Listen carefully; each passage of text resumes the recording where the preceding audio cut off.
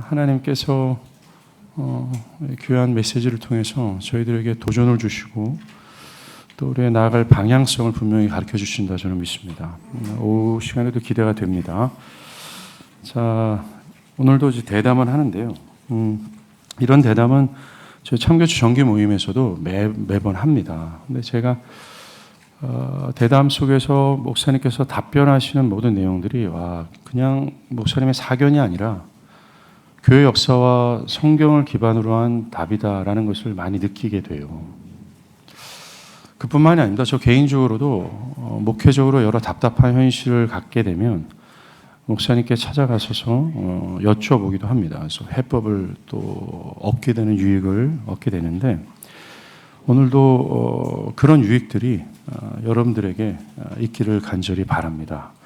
여러분들이 그 신청하실 때 질문 주셨잖아요. 그 질문을 여러 띠으로 좀 나눠봤고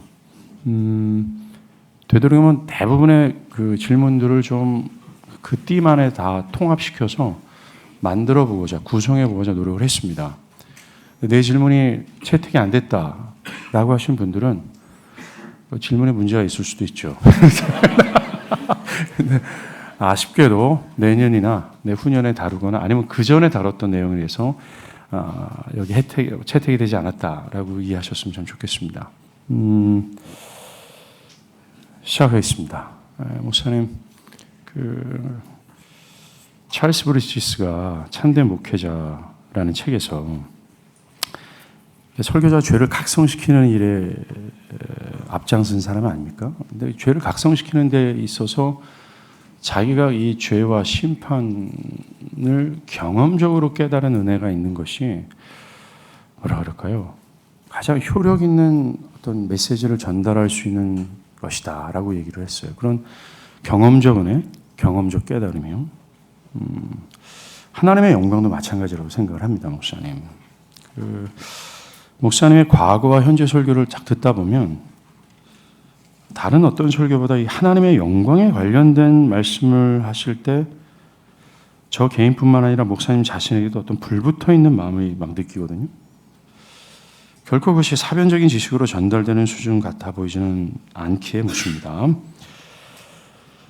이런 측면에서 목사님은 정말 이 하나님의 영광에 대한 경험적 은혜가 있으셨는지, 그러니까 저희 같은 경우는요, 목사님, 아까 그 하나님의 본연의 영광, 그리고 섭리 가운데 그 본연의 영광이 들추시기 위한 하나님의 섭리를 통해 드러난 하나님의 영광을 지식으로 알고 있다라는 사실로 인해 내가 하나님의 영광을 맛봤다라고 생각들을 하거든요.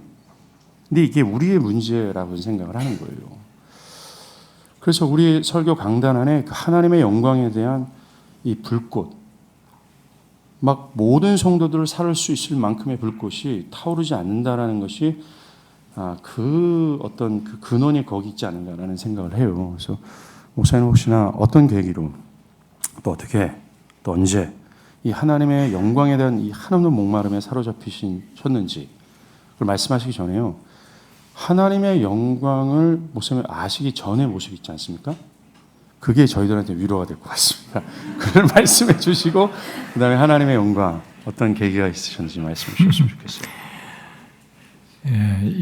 제가 여러분들이 질문을 그렇게 많이 하셨어도 사실 제가 다 일일이 읽지는 못했어요. 제가 시간이 없어서 이제 우리 담당하신 이제 목사님이 전체를 읽고 정리를 하셔서 이제 정리된 것을 제가 지난주 중에 받고 두서없이 말하지 않으려고 조금 이렇게 받은 걸 메모를 좀 해서 이 자리에 나왔는데요.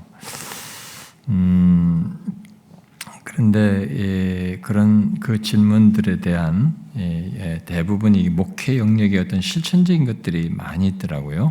그런데 그 질문들에 대한 대답은 사실 저는 여러분들이 몰라서 묻는 것 같아 보이지는 않아요. 그 내용들이 다 여러분들이 알고 계심에도 불구하고 힘들다고 또 그런 조건에서 어떻게 하면 좋으냐라고 하는 것을 알아도 여러분들이 그냥 공감을 얻고 싶어서 묻는 것 같아 보였어요. 그래서 제가 어떤 여기서 쉽게 뭘 대답이라고 한답시고 하는 것이 여러분들이 크게 도움될 것 같지는 않아 보여요. 그냥 제가 좀 공감을 하는 것 정도에서 조금 뭐 어떤 얘기를 할 수 있을 것 같고요. 그래서 뭐 저도 많은 시간을 할애하지는 못해서 그냥 최소 정도는 이 얘기는 해보겠습니다. 근데 이제 이 첫 번째 질문에서 이제 목사님이 저에게 이제 그런 얘기를 하셨는데, 제가 오후 발제에서도 이 내용의 흐름 속에서 잠시 저의 경험을 좀 말을 하지 않을 수가 없어서 좀 연관성이 있어서 그걸 좀 제가 말을 하게 될 텐데요. 그래서 제가 먼저 목사님이 말씀한 대로 저희 하나님 영광에 대한 목마름을 갖기 전에 저희 흑역사를 조금 고백을 하자면은, 저는 신학교 시절에 이렇게 아웃사이더로 이렇게 보냈습니다. 저는 일찍부터 이렇게 목사 되기를 소원해서 갔기 때문에 이제 신학을 처음부터 시작을 했고, 그래서 그런 것이 저한테는 이제 아마 부작용이 됐을지도 모릅니다. 그래가지고 이제 좀 그 신대원에 들어가가지고 좀 아웃사이더로 보냈는데, 85년도에 신학교에 이제 신대원에 입학을 해서 어쩌다가 이렇게 그때 당시에 교무처장이던 그 교수님이 차영배 교수님이신 걸로 알고 있는데, 그분이 이렇게 성적 순으로 반을 이렇게 쭉 나누셨어요. 1등부터 80등, 81등부터 이렇게 해가지고 450명을 이렇게 반을 나누신 거예요. 그런데 그 이제 그때 당시는 우리 신학교가 MD부를 문교부에서 60명 줬어요. 지금은 한 300명 정도 주는 것 같습니다만 60명 줬는데, 그러다 보니까 MD부 60명이 우리 반에 다 모인 거예요. 다 모였는데, 근데 어쩌다가 이분들이 저를 반장으로 추대를 한 겁니다. 그 첫 번째 입학하자마자 이제 우리 신학교 이 첫 학기를 시작하는 반장, 우리 80명이 한 반이었는데 다 MD부들이 다 모여 있는 반인데, 이분들이 저를 추대를, 나이도 저보다 많은 사람도 있고 그런데 저를 추대해. 아마 이분들이 다 공통적으로 저를 도서관에서 다 봤기 때문에 제가 얼굴이 익어가지고 아마 저를 추대한 것 같습니다. 그래서 어떨결에 제가 반장이 됐거든요. 그래서 초대 반장이 됐는데, 근데 반장을 하면서 제가 또 그 학교에서 어떤 좀 좋지 않은 이런 문제들을 자꾸 제기되고 막 이렇게 교수님들 사이든 막 학교 문제가 제기된 것을 결국은 우리 반에서 제가 문제 제기를 했고, 그렇게 해가지고 이제 학교가 이제 학교 신학교 전체가 데모에 휩싸이기 시작했습니다. 우리 반이 이제 모든 것이 발단이 됐습니다. 그래서 MD부 학위까지 다 내려놓고 우리가 투쟁하자, 뭐 이런 식으로까지 막 발전을 하고, 그래가지고 지금 제 친구들 중에 이제 유명한 이 친구들이 다 거기에 나중에 제 뒤를 이어서 바톤을 이어서 막 이게 앞장섰던 사람들인데, 저는 이제 그걸 시작하게 한 장본인으로서 제가 이제 한 학기만 하고 저는 반장을 이제 사퇴를 했고요. 그러고 나서 계속되는 그 데모가 2년 동안 계속됐는데, 데모 속에서 수업이 상당히 소홀하게 됐고, 저도 이제 수업을 소홀하게 했고, 그다음에 채플도 잘 안 들어가고, 저도 막 그렇게 대신 이제 혼자 공부하면서 보냈습니다. 그때 혼자 공부하면서 이게 자유주의 신학자들의 책들을 제가 좀 많이 좀 읽었습니다. 제법 읽으면서 신학적인 교만을 이렇게 갖게 됐던 그런 시간이었습니다. 그래서 저희 신학교 시절은 학교 수업에 불성실하고 부정직한 어떤 그런 시간들로 기억되어 있어서 항상 마음에 가책이 있어요. 그래서 제가 채플에 가면 먼저 양심 고백부터 하고 설교 시작합니다. 이게 내가 과거에 이랬었다. 근데 거기에 저 같은 클래스메이트였던 제 교수가 거기 앉아 있거든요. 그 교수하고 저하고 수업 대출까지 했던 사람이에요. 그러니까 이제 차마 그런 것까지는 제가 고백을 할 수가 없었습니다. 그런 부정직한 그런 신학교 시절을 보냈던 참 안 좋은 그랬습니다. 그렇다고 시간을 제가 허비하면서 보내지는 않았습니다. 학교 이제 저는 일반 도서관에 양지 두 번째였는데, 바로 또 사당동으로 돌아와서 제가 사당동의 일반 도서관을 들어갈 때 제가 문 열고 들어가고 나올 때 제가 문을 잠그는, 집사님이 저한테 키를 맡기셔서 그렇게 하면서 이제 공부를 했지만, 지금 생각하면은 영양가가 없는 공부를 했다라는 생각이 아주 후회스럽을 정도로 듭니다. 일찍 제가 계획주의에 눈을 떴더라면 어땠을까 이런 생각이 들 정도로 너무 아쉬운 시간들이었고, 그러다가 이제 나중에 이제 강도사 시험을 보고 이제 전적으로 이제 목사의 길을 가야 하는 조건에서 이제 제가 깊은 고민을 하게 됐습니다. 앞으로 뒤돌아보지 않고 이 길을 가야 되는데, 근데 내가 목회 모범을 어디서 봐야 될까? 누구에게서 내가 모범을 배워야 될까? 그때 당시에 유명하신 지금 이제 뭐 4인방 이런 분들이 이제 막 뜨기 시작했던 시절이어서, 그런데 제가 예배도 참여하고 그랬었지만, 저는 이렇게 목회 모범을 그래서 평생 내가 따를 목회자를 좀 찾고 싶었습니다. 그 계기로 하는 과정에서 제가 이제 좋은 책들을 접하게 됐고, 그 책들을 통해서 역사 속의 모범들을 알게 됐습니다. 청교도들과의 교역사 속의 탁월한 인물들, 계보들을 알게 되었습니다. 그 가운데 뭐 로이존스 목사를 비롯해서 이런 사람들이요. 그러나 이제 하나님의 영광에 대한 목마름을 갖게 된 계기는, 제가 영국 유학 중에 부흥에 대해서 논문을 썼거든요. 첫 번째가 18세기 영적 각성과 부흥에 대한 에즈워드의 평가라는 제목으로 논문을 썼는데, 그 부흥에 대한 논문을 쓰는 과정에서 제가 그때 매일 밤을 지새면서 그 다음날 아침에 쓴 걸 가지고 또 교수를 만나야 했기 때문에 이렇게 쓰면서 이렇게 했는데, 그때 제가 그 공부하면서 이들의 그 책들을 읽다가 정말 가슴이 뜨거워져 가지고 책을 덮고 이렇게 울었었던 경험이 있어요. 너무 감동이 돼 가지고. 근데 그 감동이 이렇게 어디로 이렇게 오버랩이 되냐면 한국교회하고 딱 오버랩이 됐어요. 그 받은 감동이. 그러면서 이제 한국교회를 그 시각에서 이제 비추어 보게 되었고, 그러고 나서 이제 마음은 그게 꺼지지 않는 마음으로 이렇게 제 안에는 이렇게 불길이 계속 지속되었습니다. 그랬는데 이제 그래서 한국교회 돌아와서 이제 와서 한국에서 사역하려고 했는데, 제가 호주교에서 저를 청빙이 있어서 제가 호주교를 잠깐 갔거든요. 근데 호주에서도 제가 이 마음이 식질 않는 겁니다. 그 마음이. 그래서 거기서도 제가 하나님의 영광에 대한 이런 메모를 막 하고 그랬습니다. 그래가지고 거기서 제가 양해를 구하고, 제가 이제 뭐 진짜 양해를 구하고 오게 됐습니다. 그분들이 막 이상하다고 했습니다. 저 때문에 호주 장로들과 호주 목사들이 노예를 열었는데, 제가 가는 사유를 나와서 얘기하라고 그래가지고 저 때문에 노예가 임시노예가 열려가지고 제가 앞에 나가서 가는 사유를 얘기하니까 이 사람들이 한국교회에 대한 부담 때문에 간다는 것을 이 사람들이 이해를 못하더라고요. 그때 그 마음이 식질 않았습니다. 그래서 그러고 나서 이제 한국에 돌아와가지고 뭐 개척에 대한 내가 첫 마음만 하나 가지고 이제 돌아와서 시작을 할 때 개척 첫 설립 예배 때부터 하나님 영광을 이렇게 설교를 하면서 우리 교회는 하나님 영광을 구하는 교회여야 된다라고 하면서 제가 이제 연속적으로 그런 말씀을 전했고, 계속 저도 부족하지만 이제 그 방향으로 씨름을 하면서 교회 사역을 해왔습니다.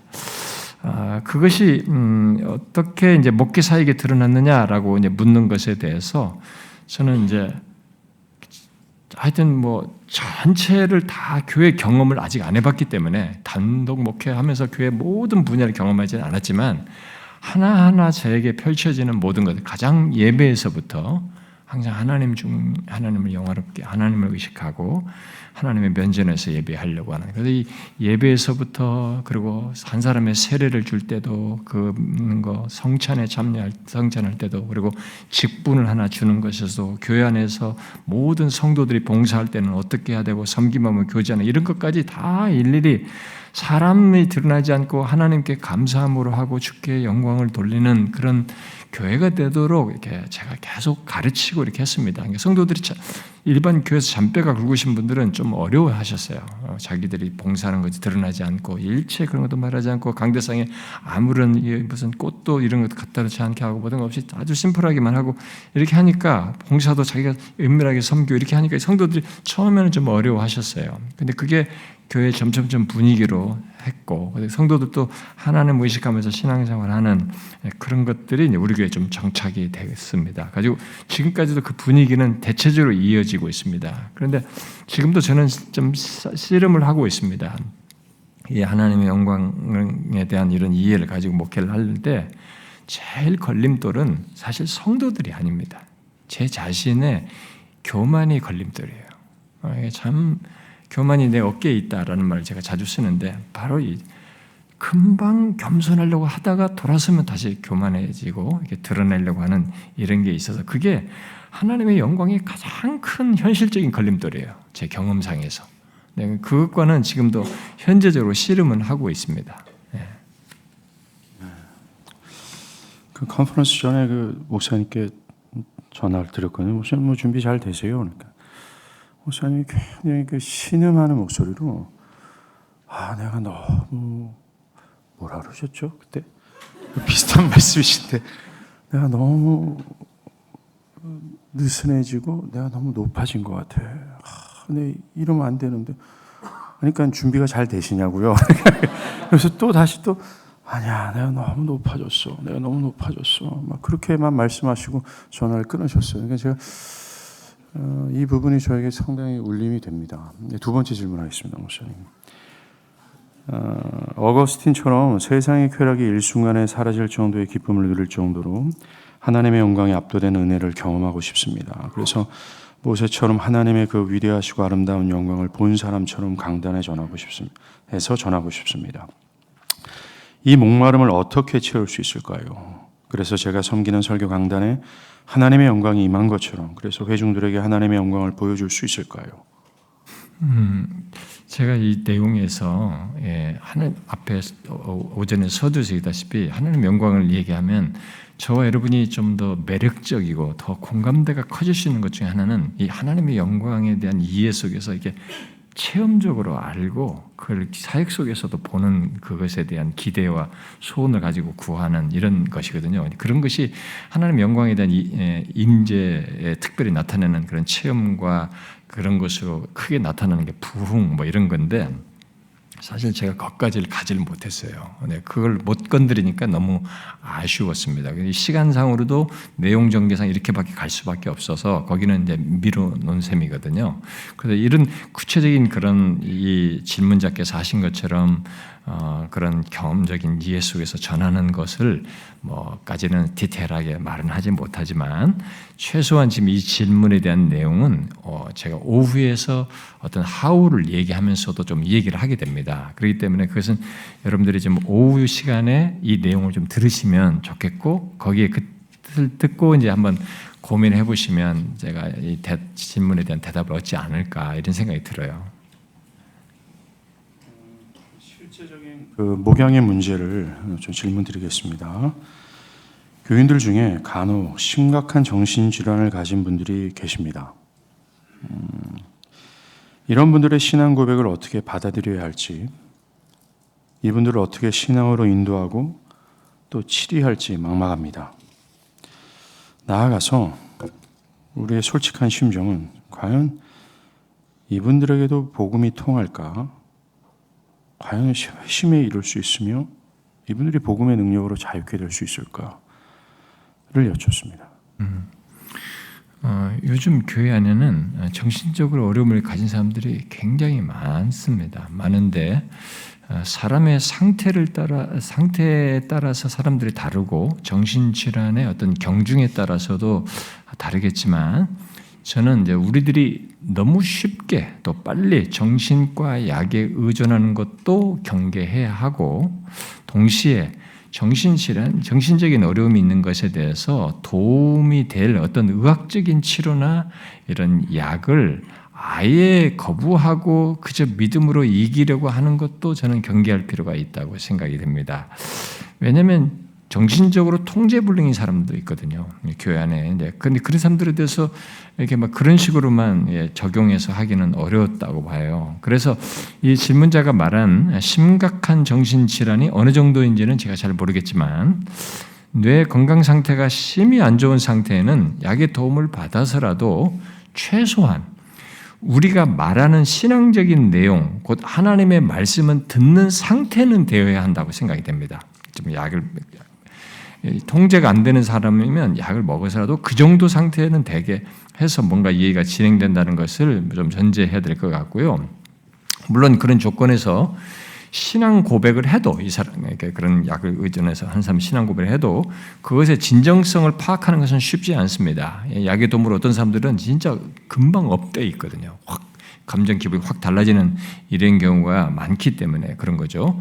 그러므로 너무 성급하게 그런 사람들의 구원과 어떤 신앙의 성숙을 판단하지 말고 인내심을 갖고 하나님께서 그런 사람의 영혼 안에서도 이렇게 참 생명의 역사를 일으키셔서 그 상태를 지속적으로 갖도록 하실 수 있다는 그런 믿음을 가지고 좀 우리가 구하면서 도우면 좋겠다라고 저는 생각이 듭니다. 그 가운데 특히 교회 안에 이제 이런 사람들도 있어요. 좀 막무가내로 말하고 행하는 사람들이 있어요. 정신적으로. 제가 그런 케이스를 우리 멤버들, 우리 회원들 가운데서도 그런 얘기 들은 적이 있었는데 그렇게 막무가내로 말하고 행하는 것에 대해서는 이미 정신적인 기능을 못하여서 그럴 수 있으니 교회라고 그렇게 막무가내로 소리치면서 행하는 사람을 무조건 받아주거나 이 예배를 전체 질서를 무너뜨리거나 교회 공동체를 전체 흔드는 이런 것들은 이게 마냥 수용하면 저는 안 된다고 생각합니다. 필요할 때는 행동 통제를 하는 것이 교회도 필요하다고 저는 보고요. 극단적인 상태가 아닌 한 그런 중에도 이제 아닌 것은 아니라고 하는 것이 통제가 될 때는 그 사람도 자각은 하거든요. 그래서 자기가 막 일부러 그걸 의존해서 막 발산할 뿐이지 아니다라는 자각이 돼서 수용할 수 있으니까 그것은 적절하게 통제를 해야 된다고 믿습니다. 그리고 그 다음에 심한 정신질환을 가진 분들의 회심 문제, 그 복음이 그런 상태의 사람들에게도 자유케 할 수 있느냐라는 이 문제는 우리는 그들을 외적인 것만 가지고 판단할 수는 없습니다. 그저 우리는 복음의 은혜와 능력을 믿고 전하는 가운데 그 사람 안에서 일하시며 역사하실 하나님의 역사를 믿고 복음을 전해야 된다고 저는 믿어요. 비록 외적으로 온전치는 못해도 또 감정 기복이 심해도 또 자신조차도 잘 통제되지 않아서 힘든 상태에 있는 경우라 할지라도 저는 그들 안에서 이 복음이 역사되고 또 그들이 구원의 은혜를 알게 되고 자기 상태를 그런 가운데서 견디려고 애를 쓰는 이런 인간의 본능을 넘어서는 하나님에 의한 역사가 있다고 믿거든요. 여러분이 알다시피 그런 사례들이 굉장히 많습니다. 역사 쪽에는 보면요. 여러분이 그 샘물과 같은 보혈 그 찬송 작가인 길리엄 카프도 그런 케이스입니다. 이 사람도 굉장히 정신질환이 있어요. 마지막에는 죽을 때까지 정말 고생 많이 했습니다. 그런 사람들이 있기 때문에 얼마든지 하나님의 역사가 그런 게 있을 수 있어요. 그런 것에 대해서 우리가 쉽게 단정짓지 말아야 된다. 포기하지 말아야 된다. 복음의 능력이 그 사람들 안에서도 역사하는 것에 대해서 너무 내가 보는 외적인 것을 가지고 쉽게 판단해서 딱 스톱하지 말아야 된다는 것입니다. 그래서 많은 인내가 요합니다. 역사적으로 좋은 신자인데 이런 정신질환을 앓으면서 끝까지 죽을 때까지 고생했던 사람들의 사례들을 보면 옆에 굉장한 인내를 갖고 도왔던 신자들의 얘기가 함께 같이 있어요. 그들에 대한 스토리를 보면은. 그렇기 때문에 너무 좌절케 할 정도로 시간이 요할 수는 있지만은 복음을 말하고 또 어떤 경우에는 그 사람에게 통제를 해야 된다라고 할 때는 뭐 통제를 하면 실해하지만은 끝까지 인내심을 가지고 복음을 전하면서 하나님에 의한 역사를 구하면 좋겠다. 여러분, 근데 이 의학적인 치료에서 받아야 할 정도의 이 뇌 분비가 안 되는 사람들이 있는데 그런 사람들은 여러분들이 의학적 도움을 받도록 해주는 것도 좋다고 봅니다. 그건 뭐. 예. 다음 질문입니다. 교인들이 예를 들어서 뭐 이혼, 가정폭력, 알코올 문제, 좀 고백하기 힘든 삶의 문제를 상담해 올 때예요. 근데 이것을 어떻게 대처해야 되나 이런 고민입니다. 예를 들어서 참 이거 듣는 것도 참 민망한 만한 그런 상담들을 해 올 때 그것을 대답은 합니다. 근데 그 이후에 이분들이 본인들이 그런 부끄러운 과거나 그런 현실들을 이야기했다는 이유로 목회자 앞에 서는 것을 부끄러워하거나 또 다른 시험이 또 찾아올 가능성들이 있단 말입니다. 그래서 그런 그거 상담 이후에까지 그걸 고민하면서 이분들을 어떻게 상대해야 될지라는 게 첫 번째고요. 두 번째는 암 말기 환자 같이 더 이상 치료가 불가능한 분들이에요. 이런 분들이 를 위해서 교회가 어떻게 기도해야 되는가? 그냥 계속해서 병 낫기를 위해 강력하게 기도해야 되는가? 아니면은 로이드 존스 목사님처럼 영광의 문에 들어가는 것을 가로막지 말고 부르시는 그날까지 믿음을 지키기를 위해 기도해야 되는 것인가? 두 가지 문제입니다. 예. 이 첫 번째 질문은 뭐 이혼이나 가정폭력, 알코올 문제 등 뭐 이렇게 다루기 힘든 뭐 이런 문제들을 이 시간에 다뤄달라는 얘기는 아닌 것으로 알고요. 쉽지 않은 그런 문제들을 상담해 올 때 사역자가 어떻게 대처하는지를 묻는 질문으로 이해를 하는데, 제가 이 참교추 목회자 정기 모임 그 질의응답에서 이런 것을 말한 적이 있습니다만은, 일단 목회자가 어떤 문제든 내담자에 자기가 상담하는 이 상담을 요청하는 이 사람들의 이 내밀한 얘기, 힘든 문제들을 상담할 때 지금 이 사람이 이렇게 상담을 하고 그 다음에 힘들어하는 이런 일이 발생되지 않을 정도로 목회자는 자기에게 상담하는 사람들에게 신뢰를 줘야 된다고 저는 믿거든요. 그러니까 그런 내밀한 얘기, 힘든 문제를 상담할 때 먼저 자신이 상담자에게 신뢰를 줄 수 있는 사람이 되어야 하고, 그렇게 이 사람에게 인식을 시키고 그런 것을 갖게 하는 것 속에서 어떤 얘기를 듣고 대답을 해줄 수 있는 것이 나는 꼭 전제돼야 된다고 믿습니다. 상대가 무엇을 얘기해도 자신이 그 비밀을 지켜주고 하나님의 말씀으로 적절하게 이끌어주는 사람이라고 하는 신뢰를 갖게 할 때 이 사람이 말을 하면서 물으면서도 그 다음에서도 자유할 수 있다고 믿습니다. 제가 우리 교회에서도 상담을 많이 하는데 저의 상담 원칙이 그렇습니다. 저는 이 사람이 비밀로 여기기를 원하고 비밀한 내용이다라고 할 때는 제가 무덤까지 간다라는 게 제 원칙이에요. 그래서 우리 삼교추 목사님들에게도 얘기했지만은 이 신부들은 고해성사를 듣는 신부들은 절대 발설하면 안 되게 돼 있거든요. 그런데 저는 우리 목사들은 그런 걸 발설하지 않는 이 신부보다도 입이 더 무거워야 된다고 저는 그렇게 믿습니다. 그리고 이 삶의 힘든 문제를 이제 상담을 할 때에는 그에 대한 어떤 소위 성경적인 대답이나 그가 취할 어떤 결론적인 행동을 이렇게 직접적으로 바로 이렇게 말해주는 방식을 안 취하는 게 난 좋다고 봅니다. 그 대답을 상대가 나와의 대화 속에서 스스로 생각을 하도록, 그래서 당사자가 성경적인 대답, 내가 지금 성경적인 대답을 하려고 하는 것에 어떤 정답을 벌써 말해서가 아니라 내가 그걸 그쪽으로 생각하도록 하는 것에 이 사람이 공감을 하여서 자신이 그 결론을 수용하여 반응하도록 하는 이런 상담 방식을 나는 목사들이 꼭 취해야 된다고 생각이 됩니다. 저는 이것 해라 저것 해라 하지 않거든요. 그리고 목사들이 이게 힘이 생기고 또 신뢰가 생기고 좀 이게 교회 안에서 이게 어느 정도 위치에 있으면 자꾸 묻는 사람들이 많이 오는데, 목사들이 쉽게 탁 듣고 간다고 이렇게라 저렇게 하거든요. 당신은 이거 좀 있으니까 이거 빨리 시업을 열기는 좋겠고 이 직업을 하면 좋겠고 이런 것까지 바로바로 말해주거든요. 목사들. 저는 그런 얘기 한 번도 해본 적이 없어요. 그렇게 성도들은 급해서 이거 할까요? 저거 할까요? 물어요. 저는 거기에 대답을 안 해줍니다. 우리 목회자들 그 유혹에 빠지면 안 됩니다. 저는 이것 해라 저것 해라가 아니라 어떤 직접적인 결론을 말하지 않고 본인이 제가 말해주는 성경적인 조명을 따라서 판단하도록, 그리고 자신이 인격적으로 판단하여서 결정하도록 이렇게 돕는 상담을 제가 합니다.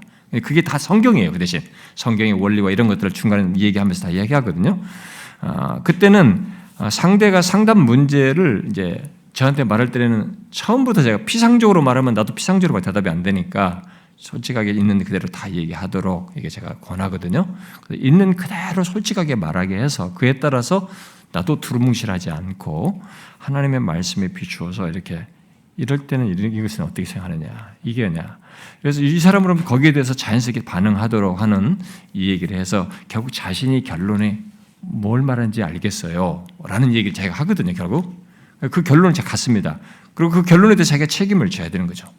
그러다 보니까 이제 저한테는 상담을 이제 그렇게 해서 사람들이 거의 묻는 편이고, 제가 이제 이런 걸 무덤까지 가는 것을 알다 보니까 심지어 우리 저한테 어는 젊은 친구들 중에는 진짜 자기 부모도 모르는 진짜 과거 그런 아픈 과거도 저한테 얘기하거든요. 네, 거기서 못 벗어나니까 제가 그것을 도와주죠. 얼마든지 벗어날 수 있는 길을. 그러니까 그런 신뢰를 목사는 가져야 된다고 저는 믿습니다.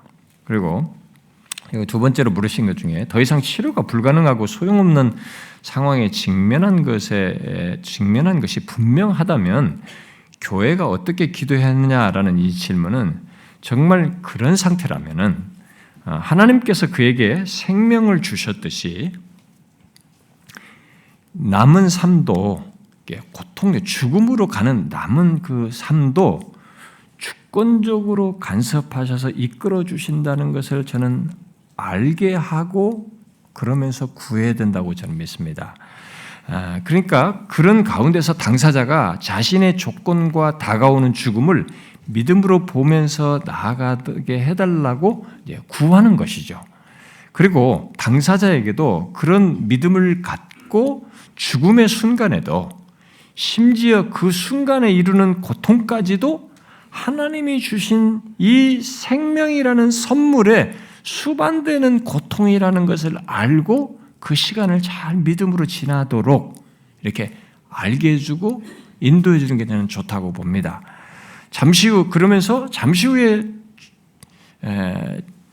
더욱 온전한 참 생명의 선물로 당신이 이때에 나간다. 하나님이 자신에게 생명을 선물로 주셨듯이 이제야말로 그리스도 안에서 더욱 온전하고 참 생명을 이때에 나간다는 그 과정에서 이 생명의 선물에 수반되는 이 고통의 시간을 믿음으로 하나님을 바라보면서 잘 가도록 이게 권해주고 또 기도해주고 당신도 그것을 위해서 구하면서 가도록 이렇게 인도하는 것이 좋다고 봅니다.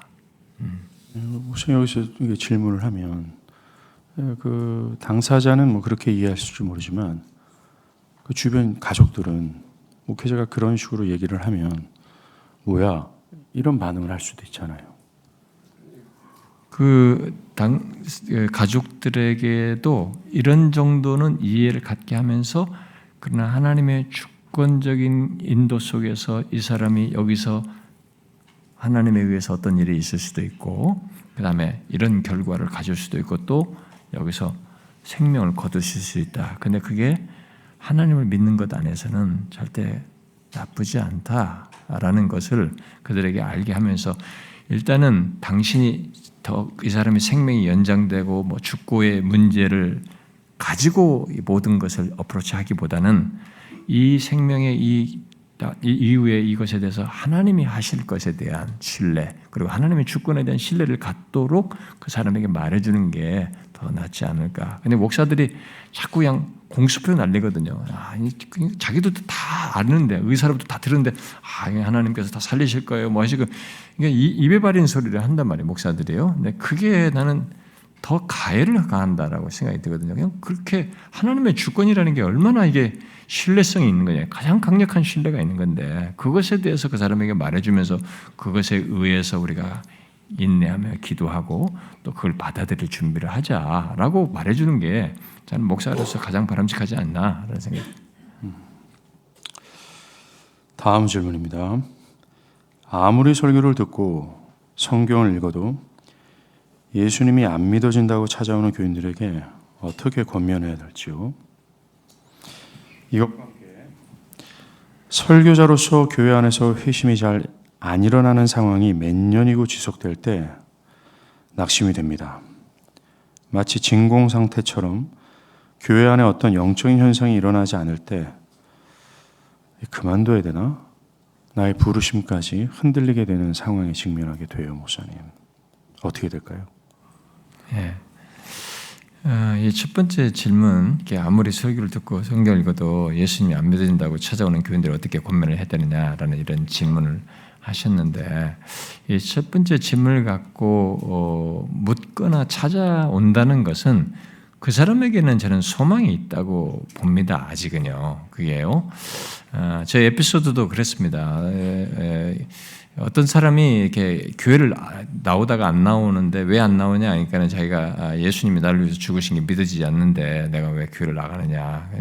유학생 호주 있을 때 얘기입니다. 유학생이 공부하러 와가지고 공부나 더 열심히 해야지. 이러길래 제가 그 친구를 찾아가서 그랬거든요. 네가 지금까지 교회를 다니는데 그런 자각을 했다는 것은 난 너한테 중요한 전환점이 아니냐. 그러니까 그 질문에 대해서 정말 예수님이 나를 위해서 죽으셨는지에 대한 답을 얻을 수 있는 이 자각을 계기로 답을 얻는 계기가 되면 되지 않겠느냐. 그러니까 네가 한번 그것에서 답을 얻기 위해서 마음을 열면 좋겠다 했는데 진짜 이 친구가 그대로 나와서 제가 말씀을 그 가상치료를 하는 중에 진짜 이게 막 닭똥 같은 눈물을 설교 중에 흘리더라고요. 근데 나중에 진짜 주님이 나를 위해서 죽으신 것이 믿어졌다라는 이제 그런 고백을 저한테 글로 남겼었는데, 그러니까 이런 것은 아직까지 소망이 있는 것이거든요.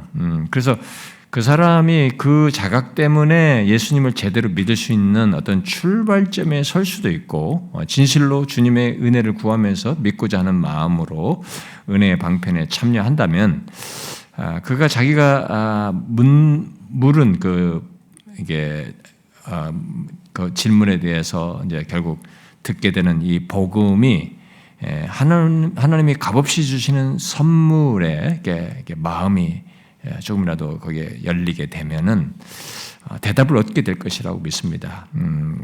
그런 긍정적인 확신을 갖고 저는 권하면 좋겠습니다.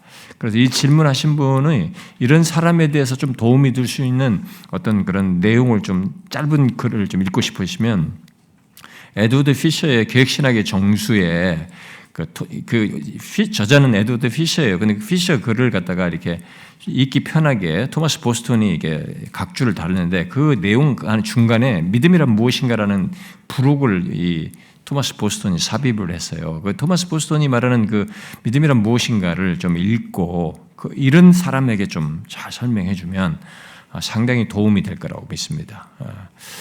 그리고 두 번째 질문은요, 이 설교자가 회심이 일어나지 않는 상황을 몇 년이고 지속되어서 낙심한다라고 했는데, 그래서 교회 안에 어떤 영적 현실이 일어나지 않는 진공 상태 같다고 그러면서 하울을 물으셨는데, 먼저 우리는 구원의 역사가 우리의 노력만으로 되지 않고 하나님의 주권적인 은혜가 있어야만 한다는 것을 알기 때문에 이런 질문에 대한 대답으로 하나님께서 주권적으로 구원의 은혜를 주시지 않아서다라고 말을 할 수 있다고 믿습니다. 1차적으로 전제를 말하자면.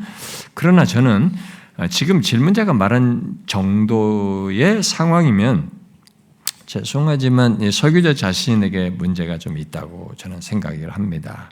왜냐하면 이미 성경이 말하는 대로 복음은 구원을 주시는 하나님의 능력을 나타내기 때문입니다. 복음, 참된 진리는 사람의 영혼에 아무런 변화, 반응을 일으키지 않는 허공의 소로일 수가 없습니다. 그것은 이미 고린도전서 1장에서도 이 십자가의 도를 얘기하면서도 말했지만은 그걸 듣고 믿는 사람들에게는 하나님의 능력으로 나타나거든요. 능력을 해서 믿는 자들에게는 하나님의 능력이 있거든요. 그럼 미련한 것으로 여기는 사람들에게는 멸망으로 나타나는 게 반응을 나누잖아요. 그러므로 이게 오랜 세월 회심도 없고 진공 상태처럼 교회 안에 어떤 그 영적인 현상이 일어나지 않는다는 것은 자신이 전한 것이 복음, 참된 진리가 아니거나 거기에 그것을 허공의 소리처럼 이렇게 생기 없이 말했거나 하지 않은가. 만약에 그것이 아니라면 자신이 설교자로 부르짐을 받지 않아서 전하는 것을 그저 생기 없는 지식이나 불이 없는 논리로 전했기 때문이 아닐까 이런 생각이 듭니다. 근데 저는 확신하거든요. 하나님이 복음을 통해 구원하시겠다고 했고 그리고 그 증거가 1세기부터 지금까지 계속되어서 나타나고 있기 때문에 그것이 세월이 지나도 자신에게는 일어나지 않고 있다면 제가 좀 전에 말한 그런 이유가 본인에게 있지 않을까. 자신이 전한 것이 복음 참된 진리가 아니라 성경의 내용을 좀 다르게 전했기 때문이지 않을까. 또 자신이 하나님의 말씀을 전하는 자로 부르심을 받았지 않아서 전하는 것을 생기 없게 전하기 때문에 그러지 않았을까 이런 생각을 해봐요. 그럼에도 이 질문을 하면서 목회를 중단해야 하는가라고 이렇게 물으셨는데 일단 이 질문을 할 정도로의 고민과 아픔이 있다면은 저는 소망이 있다고 봐요. 진짜 이런 질문을 하신다는 것 자체가 그 아픔이 진짜 이 사람에게 있어서 이게 막연하지 않고 자신의 인생이 전체가 이게 걸린 그 고민을 지금 하고 계신다면은 주께서 내게 지금 그런 두 가지 문제에 대한 대답과 확신을 주어서 생명의 역사를 일으켜달라고 하나님께 구하면 되지 않을까. 만일 주께서 그렇게 하시지 않겠다면 내가 내려놓겠습니다라는 심정으로 하나님께 이런 문제로 씨름하면 어떨까 싶습니다. 저는 그런 진정성이 있는 그 어떤 시도나 변화가 목회자 자신에게 생기면 금방 나는 성도가 알아본다고 봐요. 에이씨, 우리 목사님 왜 이러시지? 이러다. 뭐가 달라지지? 우리 목사님 설교가 달라졌다. 금방 알아봅니다. 그러니까 사실 우리 목사들이 먼저 바뀌어야 되거든요. 그러니까 그런 정도가 문제가 계속 오랜 세월 이렇게 됐을 때는 이 사람들 환경을 탓할 게 아니라 내가 바뀌어야 되는데 뭐가 바뀌어야 되는지를 생각을 해봐야 돼요. 내가 전하는 메시지가 분명히 하나님의 생명력 그 진리 그대야 차이인가? 복음에 선착되어 있는가 내가? 그리고 그것을 전할 때 내는 어떤 마음이고 어떤 하트가 있는가? 나는 여기에 불을 가지고 있는가? 이 부분은 자기가 체크를 해서 그걸 가진 설교를 하게 되면 저는 안 일어날 수는 없다고 봐요. 튕겨나갈 수는 있어요. 못 듣겠다면 도망가는 사람이 있을지 모르지만 그것조차도 감사한 거죠. 뭐가 있어서 도망간 거니까. 그러니까 저는 진짜가 돼야 이게 도망간다고 보거든요. 가짜들은 그냥 좀 웃고 좋아하지 적당히 그렇게 안 튕겨나간단 말입니다. 그러니까 저는 그런 고민에 대한 답을 좀 구하면 어떨까 싶습니다. 네. 안 튕겨나가고 있으면서 좋은 게 더 좋잖아요. 좋지 않을까. 네. 이런 고민들이 여기 계신 목사님들 대부분이 있다라고 저는 생각을 하거든요. 여기 사모님들 여기 앉아 계실 것 같은데요. 사모님들한테 제가 한마디 하겠습니다. 여러분들의 남편들이요, 이 문제가 겉으로 드러나지 않지만 굉장히 큰 아픔을 갖고 있습니다. 더 이상 하지 않겠습니다. 그걸 알고 계셔야 돼요. 목사님들 동감하십니까? 동감하시잖아요. 잘해주세요. 더 현실적인 문제입니다. 목사님 제가 들은 사실이거든요. 저 영국의 어떤 동네인데 거기 한국 선수가 그 프리미어리그 그 축구 선수인데 되게 유명한 사람이에요. 근데 그 사람이 이제 부부인데 이제 그 교회를 출석을 하게 된 거죠. 근데 주에 2억인가 주급을 받는데 11조를 2천만 원씩 하는 거예요. 그런데 그 선수가 오기 전에 그 교회 담임 목사님은 영국의 최소 생계비의 기준의 한 반 정도만 사례를 받고 있었나 봐요. 근데 이분이 왔어요. 그래서 수년 동안 거기서 11조 생활을 해서 교회가 헌상의 액수가 많이 늘어났음에도 불구하고 목회자 사례는 안 올렸다는 얘기를 들었습니다. 그걸 전제하고 이 질문하겠습니다. 교회 재정이 약 1억 원인 교회에서 4인 가족이 생활하기에 턱없이 부족한 사례를 봤습니다. 이로 인해 빚을 지는 형편입니다. 장로들은 목사는 가난하게 살아야 한다고는 사고방식이고 암묵적으로 목사들은 사례비 이야기를 하지 않는 풍토입니다.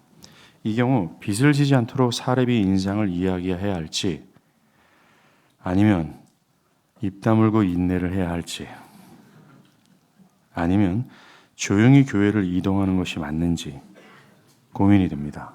어떻게 할까요? 라는 질문과 이게 매년 나오는 질문인데요. 매년 다수의 질문이기 때문에 반복적으로 괴롭히는 문제라서 이렇게 반복적인 질문들이 다수로 나올 거라 생각을 합니다. 이런 질문이에요.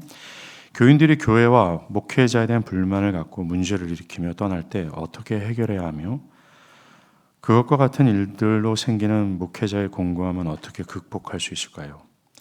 목사님은 목회를 하시면서 가장 좌절되는 순간이 어떤 경우셨고 그것을 어떻게 극복하셨을까요? 목회자의 살인 문제에 대한 이 질문에서 성도들의 생각과 이 목사들의 필요 문제를 지금 얘기를 하셨는데, 교회 형편이 다양하기 때문에 뭐 이 문제를 일률적으로 말할 수는 없을 것 같아요. 그러나 이제 우리 모두가 알아야 할 몇 가지는 저는 있다고 생각이 되는데요. 먼저 저희 호주 교회의 경험을 하나 좀 먼저 말씀을 드리면, 이제 제가 속했던 것은 호주 장로교회, 한인교회지만 호주 장로교회에 속해 있었는데, 호주 장로교회 교회는 한 목사의 최소 생활비를 사택부터 해가지고 최소 생활비를 제공할 수 있는 여부를 따라서 인디펜던트 처치냐 미션 처치냐를 나누게 됩니다. 그래서 한 목회자를 사택과 이런 최소 생활비를 줄 수 없으면 담임 목사를 청빙을 못하게 해요. 거기는. 그래서 이 성도들이 얼마 안 되지만 그들이 그 목사를 청빙하기 위해서 자기들이 더 헌신을 해가지고 청빙을 해서 저를 불렀더라고요. 가보니까 교회가 거의 다 깨졌던 교회였는데, 그래서 미션 처치일 때는 담임 목사가 아니라 그냥 게스트 스피커를 불러야 되는 겁니다. 계속 다른 사람들을 매번 외부 설교자들 부르는데 이런 정도 그 목양을 못 받는, 그리고 교회는 혼란을 겪게 되는 계속 그런 것이 반복되겠죠. 결국 그래서 먼저 자기 이런 원칙을 후장록이 가졌던 것은, 교회는 먼저 자기 목사부터 책임지는 조건에서 다른 지출을 할 수 있다라는 논지를 가지고 있는 겁니다. 자기 목사를 제대로 공급 못하면서 선교내 뭐내 다른 것들을 하는 것은 위선이라는 거죠. 그 교회가. 그런데 우리나라는 이런 기준을 따라서 목사를 세우지 않고, 또 목사가 개척을 하거나 교세가 작은 교회들이 많아서 이런 문제들이 지금 이 질문하신 분의 문제가 제기되는 것 같습니다. 그런 우리의 현실 속에서 어떤 그 획일적인 기준 같은 것을 말할 수는 없을 것 같고, 그러나 저는 호주 장로교회가 갖는 그런 원칙은 바울이 말하는 것, 곧 성경의 원리에 상응하는 것이어서, 기본적으로 교회 모두가 그런 원칙을 저는 적용해야 된다고 저는 믿습니다. 비록 교회 형편이 넉넉지 않아도, 많은 것을 못해도 최소 생활비는 자기 교회 목사에게 지출하는 것 속에서 다른 것들을 하려고 하는 그런 정신세계를 가지고 있어요. 교회는 그걸 가져야 된다고 생각이 돼요. 그것을 안 하면서 뭐 선교니 뭐니 하면서 이렇게 하는 것은, 그러면서 교회 재정 지출을 하는 것은 겉으로는 대단히 나이스해 보여요. 이 교회가 뭐 선교도 많이 하고 막 떠들어대는데, 그건 위선하는 겁니다. 잘못된 지식 적용을 하는 것이죠. 예를 들어서 교회 재정이 1억이면 그 중에서 가장 우선적으로 생각할 것은 어쩌면 건물 유지보다도 목사의 삶과 사역 유지를 위한 지출이 나는 우선해야 된다고 믿습니다. 그 성도들도 그런 생각을 가져야 되는 거예요. 정상적인 이 사람들이 신앙 지식을 가지고 있다면 그렇게 해야 된다고 믿어요. 왜냐하면 교회 사역의 중심에는 하나님께서 각 교회 목사와 교사로 세우신 자가 있고, 그를 통해서 모든 중요한 교회 사역이 진행되거든요. 평신도 중심이라고 하면서 목회자 빼고 나머지 자기끼리 하는 이런 체계를 가지고 교회를 운영하도록 성경이 말하지 않았단 말이에요. 목사와 교사로 세우셨으니 하면서 그렇게 상합하여 한 교회를 이루는 이런 것을 얘기하셨기 때문에 거기에는 주님에 대행하는 이런 기능이 있단 말이에요. 여러분, 개혁교회란 무엇인가라는 워치라는 사람이 쓴 책을 읽어보십시오. 거기 보면 이런 것에 설명을 해놨어요. 교회가 얼마나 이런 것을 중요시 여기게 되는지. 그러니까 그걸 해야 된다고 봅니다. 그런데 이 질문자의 교회는 목사가 빚을 지금 질 정도로 이게 야박하게 사례를 주고 목사가 가난하게 살아야 한다는 생각을 강요하는 것으로 느껴집니다. 또 교회 입장은 어떤지 잘 모르겠습니다만은, 그런데 오늘날 교회 안에 이런 생각 가진 사람들도 제법 있어요. 목사는 가난해야 된다, 뭐 어떻게 한다 이런 생각 가지고 있습니다. 그러나 저는 장로든 교회 재직이든 교회 안의 성도들은 목사에게 가난을 강요해서는 안 된다고 믿어요. 그 문제는 하나님의 주권적인 허락과 목사 자신의 신앙과 삶의 영역이지 이 두 영역 외에 사람이 푸시해가지고 일해야 된다라고 말하는 것은 새로운 율법이에요. 율법을 들이미는 것입니다. 우리 율법을 강요하는 것입니다. 그리고 월권하는 겁니다. 그런 것은요. 하나님의 영역에 성도들이 하나님에 대해서 그런 요구를 하는 것은 진짜 월권 행위라고 저는 봐요. 오히려 성도들은 또 교회는 김홍준 목사가 이 헌상에 대한 설교를 많이 해가지고 책으로도 남겼잖아요. 김홍준 목사 말대로 목사에게 필요를 물어야 돼요. 목사의 필요를 묻고 파악해서 그것을 채우려고 해야 되는 거죠. 최소한. 저 호주장로교 저 청빙할 때는 제가 가서 가보니까 이분들이 생을 위해서 11조를 하는 게 아니라 12, 3 막 이렇게 하신 분들이 있더라고요. 이 목사 하늘 청빙을 하기 위해서 인디펜던트 처치로서 이렇게 구색을 갖추려고. 그렇게 해서라도 목사를 세워서 그 목양을 받고 그렇게 하려고 하는 것이 저는 바르지 않나라고 생각이 듭니다. 그래서 필요를 김홍준 목사 말대로 묻고 파악해서 채우려고 해야 된다. 더 나아가서 교회 쪽에서 할 수만 있다면 더욱 잘 섬기려고 하는 것이 그게 기독교 신앙에서 성령이 우리 안에서 하시는 일이 아닌가. 그렇게 함으로써 교회와 목사와의 관계에서 재정으로 인색하거나 거기서 불편함을 갖거나 신뢰를 갖지 못하거나 사랑 없음이나 이런 것들이 맴도는 그런 관계를 갖지 않고 오히려 좋은 관계를 가질 수 있지 않나라는 저는 생각이 듭니다. 그러나 저는 이제 교회가 잘 하고 싶어도 형편이 안 될 때가 있잖아요. 그럴 때는 목사들이 그 힘든 시기를 인내하면서 빈부에도 처할 줄 알아야 한다고 생각이 듭니다. 저도 개척할 때 초기에는 1년 차는 50만 원, 2년 차에 70만 원, 3년 차에 110만 원 어떻게 사는지 잘 기억이 안 나거든요. 진짜 막 그때 외부 강사에서 한 것도 살았고, 아이는 계속 병원 가고, 아이는 우리 아내는 애들 데리고 다니고 이런데 도대체 어떻게 살았을까 싶긴 합니다. 그리고 제가 두란노에 원고도 쓰고 그랬거든요. 그런 것도. 그렇게 해서 목회 그렇게 바쁜 중에도 이렇게 하면서 좀 하긴 했습니다. 그래도 안 되는 삶이었는데 힘든 시간에는 우리가 그걸 견뎌내야 되지 않나. 근데 계속 그 상태에 있는 것은 쉽지 않겠지만 계속 그 상태를 겪으면서 가는 건 만만치 않겠죠. 또 교회가 그리 되어서도 안 되겠습니다만은 교회가 일시적으로 힘든 조건이라면 그때는 목사가 인내하면서 감당하려고 해야 되지 않나라는 생각이 듭니다.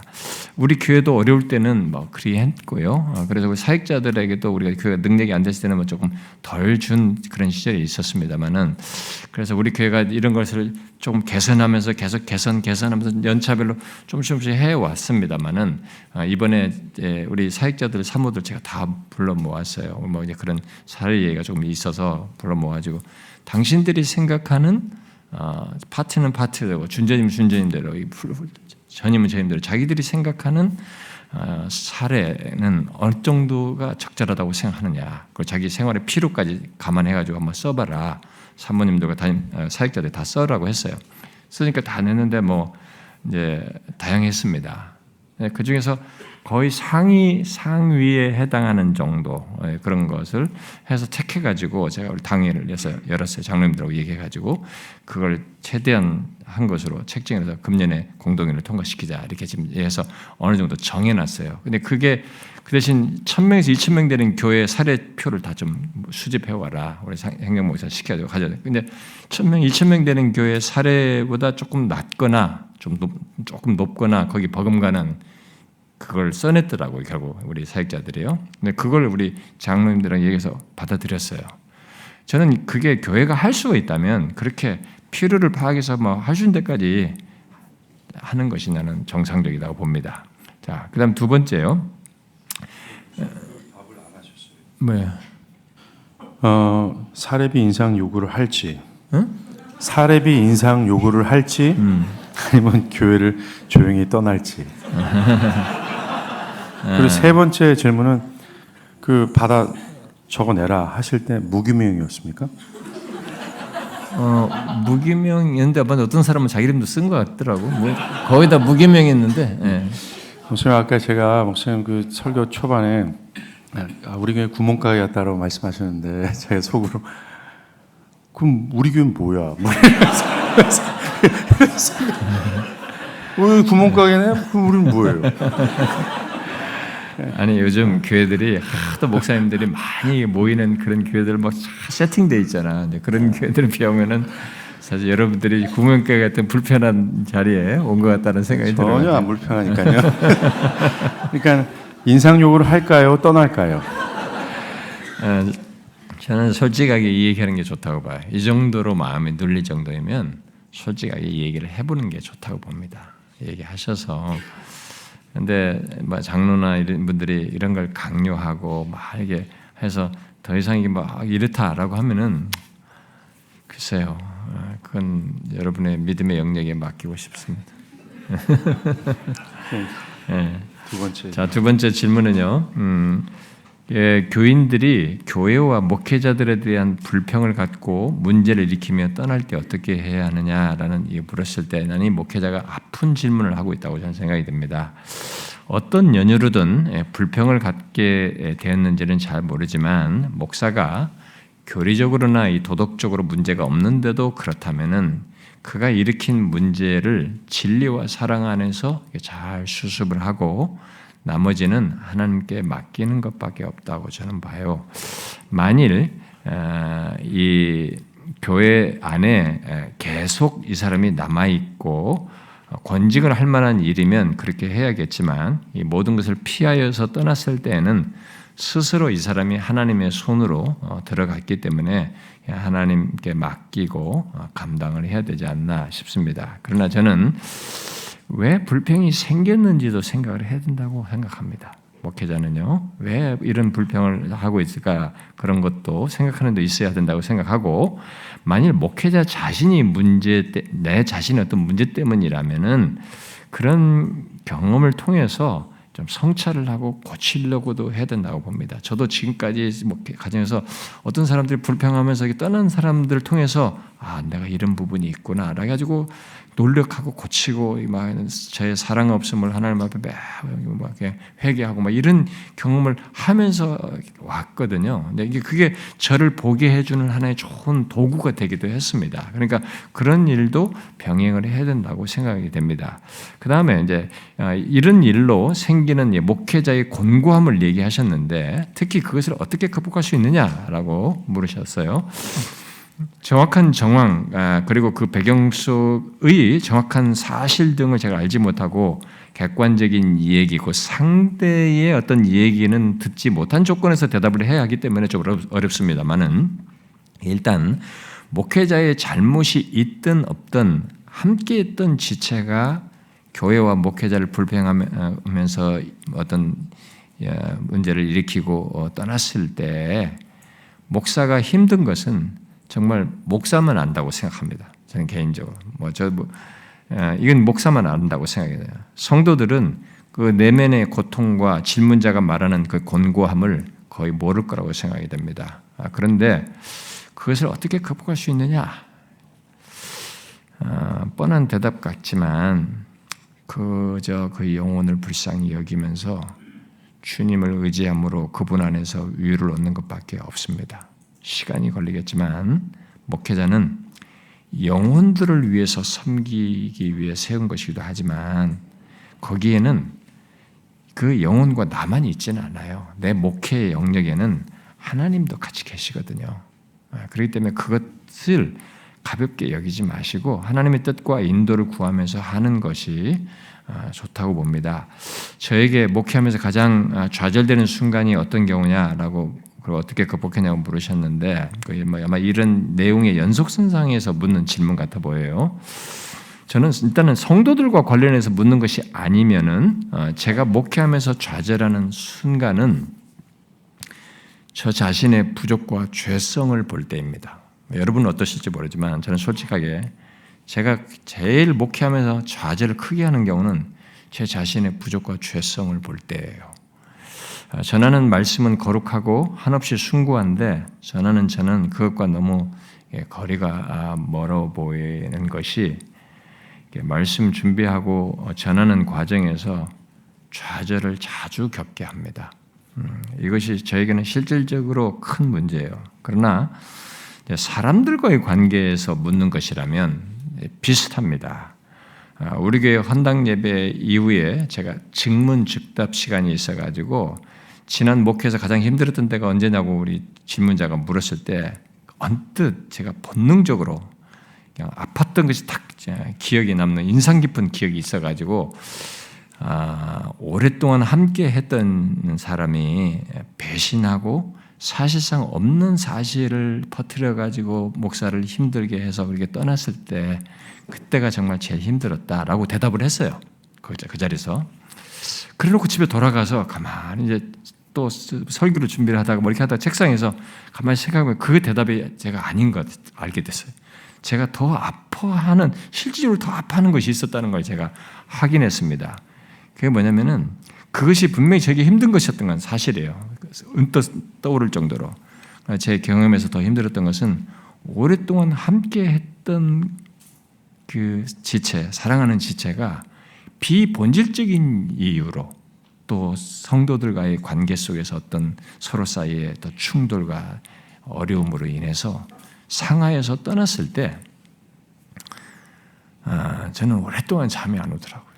잠에 정말 수시로 그리고 수시로 생각나고 마음이 아파가지고 이게 종잡을 수가 없다. 설교도 준비도 안 되고 설교할 때도 수시로 떨어. 그게 그렇게 힘들더라고요. 그렇게 해서 떠난 사람 지체가 아직도 제 안에는 그게 남아 있습니다. 그렇게 함께한 성도가 어떤 연유로든 교회를 떠나는 것은 목회자에게 고통이에요. 진리 때문에 도덕적인 이유에 떠나다면 할 말이 없습니다만은 그런 것 왜 이런 비본질적인 걸 떠나게 될 때는 목사는 많이 힘들죠. 게다가 뭐 불평까지 하고 목사까지 한다면 더 힘들겠죠. 어떻게 극복하냐?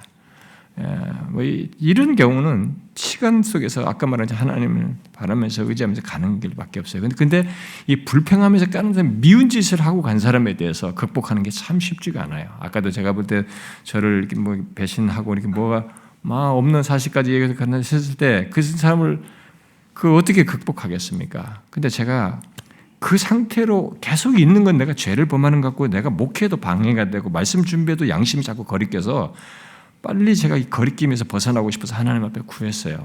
하나님 제가 그 영혼을 더 이상 미워하지 않게 해주시고 용서하고 용납하게 해주시고 사랑할 마음을 달라고 제가 계속 반복적으로 기도했어요. 근데 진짜 하나님이요 제 마음을 바꿔주시더라고요. 다르게 보이더라고요. 그건 정말 너무 놀라운 은혜였습니다. 그러니까 여러분 우리 목회 영역에서 이런 비슷한 경험들을 많이 할 수 있습니다. 근데 답이 현실 속에서 그렇게 별로 없습니다. 진짜 하나님과의 관계 속에서 하나님이 주시는 것 속에서 답을 얻어야 되고 주님 안에서 이유를 얻으면서 인내를 하는 것이 목회자의 길이라고 봅니다. 예, 목사님 그 목회하는 데 있어서 가정의 그 크고 작은 일들이 영향을 꽤 끼친다고 보거든요. 때로는 설교하는데 입을 다물기도 하고요. 뭐 자녀 문제나 뭐 부부 관계나 여러 가지 문제들. 근데 이제 주변의 목사님과 사모님 관계가 좋지 않은 상태에 계신 분들이 보인다라는 거예요. 심지어 이혼이라는 단어가 오갈 정도로 심각한 불화가 지속되는 분들도 있습니다. 과연 그런 상태에서 목회가 될지, 설교가 가능할지, 또 그거를 이제 구체적으로 물어보면 목사님 편에서 이해하는 사모님과 또 사모님 편에서 목사님을 이해하는 이 엇갈려요. 목사님은 뭐 사모님이 목회에 대한 이해와 복음에 대한 이해가 부족함 때문이다. 또 사모님은 남편으로서 또 한 가정의 가장으로서 책임을 지지 못한다. 또 이런 거 있고 또 그것과는 전혀 다르게 남편이 뭐 개척을 하고 목회를 하고 있는데 뭐 교회는 안 되는 거예요 이게. 그리고 우리 자녀들은 친구들 없이. 그러니까 사모님들은 그 옛날에 추억이 있거든요. 교회 안에서 친구들하고 알콩달콩 뭐 이렇게 하는데 우리 아이들은 그렇지 못하다라는 거예요. 그런 거로 인해서 괜히 남편이 미운 겁니다. 하는 짓 모두 다 미운 거죠. 그래가지고 거기서 생기는 그런 불화들이 있어요. 그런 불화들이 있는데 막 굉장히 복잡하죠. 근데 이런 왜 불화한지 그분도 이분도 잘 모르고 원인도 찾지도 못하는 그런 상황이 있어요. 그렇기 때문에 분명히 그분은 목회나 설교 제대로 안 될 텐데 이게 어떻게 되냐 이겁니다. 우리 교회 우리 여기 참교추에서 우리 사모님들을 위한 수련을 꼭 해달라고 저한테 부탁을 자꾸 하더라고요. 우리 목사님들이요. 사모님들도 어려워하시니까. 그래서 사모님들만을 위한 수련을 했어요. 하도 부탁이 있어서요. 사모님들만 있고 저와 우리 아내가 있었고 남자는 아무도 없었어요. 그런데 거기서 사모님들의 그 속에 있는 것이 다 나오는데 진짜 힘든 얘기를 많이 하시더라고요. 그래서 거기에는 목회 환경 속에서 힘든 것도 얘기지만 남편에 대한 어려움도 목회자의 이런 어려움도 얘기하시고 그러시더라고요. 그래서 저는 이 지금 목회자 가정에서 목사와 사모와의 관계 이런 관계를 이 부부 사이의 문제를 자녀들의 문제 포함해 가지고 이런 갖는 어려움을 제가 뭐 일반 가정 상담하듯이 그런 내용을 여기서 다룰 수는 없을 것 같아요. 이런 얘기를 여기서 다 할 수도 없고요. 그리고 각 사람의 내용도 다 모르고 정도에 있어서도 큰 차이가 있을 것이기 때문에. 그러나 저는 이 질문에서 그냥 그때도 제가 우리 사모님들과도 이 얘기 좀 사모님들을 위하는 쪽에서 했지만 제가 목사님들에게 이제는 또 목사님들에게 그런 문제에 대해서 어떻게 해야 된다고 목사님 편에 말한 것이 있거든요. 그래서 그 중요한 포인트 하나만 제가 좀 얘기하고 싶습니다. 여러분들이 이 질문에 대한 충분한 대답이 안 됐다고 말해도 그건 제가 말할 수 없어서 그렇습니다. 시간이 없고 케이스가 너무 다를 수 있기 때문에. 근데 제가 목회자와 목사 사모 사이에서 있는 많은 문제에 이런 불화에 그래서 가장 중요한 해결책이 되는 실제적인 사실 하나만 제가 좀 얘기를 하고 싶습니다. 이 질문도 너무 많고 시간상으로도 많이 안 되기 때문에요. 그것은 뭐냐면요,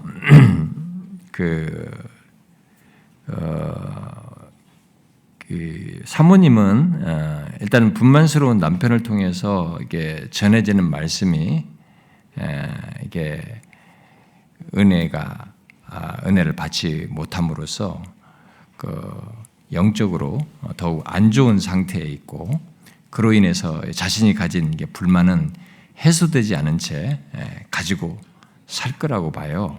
그래서 이 질문에서 가장 중요한 것은 목회자에게 또 이게 안 좋고 이 서로에게 안 좋은 조건에서 목회자와 사모가 각각이 은혜를 받는 조건을 나는 가져야 된다고 봐요.